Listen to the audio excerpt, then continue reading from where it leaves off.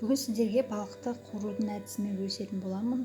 Балықты қалай алтын түстес қылып сап-сары қууға болатынын бөлісетін боламын. Каналыма жазылып, лайк басып, комментарий жазып, тіркеліп кетіңіздер. Бізге кіларға 2 жұмыртқа керек болады, және де ұн керек болады. 2 жұмыртқамызды жақсылап араластырып аламыз да, оған 2 ас қасықтай ұнымызды қосамыз. Каналға жазылып кетуді ұмытпаңыздар. Рецепттермен бөлісіп тұрамыз сіздермен. Ұнымызды жақсылап араластырамыз. Ұнымыз толықтай араласу керек. Осылай кіләріміз осылай болып шығады.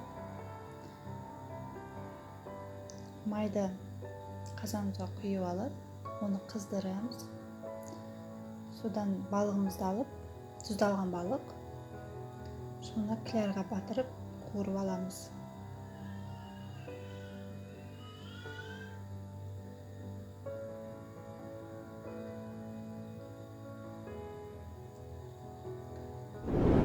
Видеода көріп тұрғандарыңыздай қуырып аламыз. Каналыма жазылып кетуді ұмытпаңыздар. Bir жағын мен 4-5 минуттай қуырдым. Осылай сап-сары қылып, екі жағын қуырып аламыз. Ас болсын.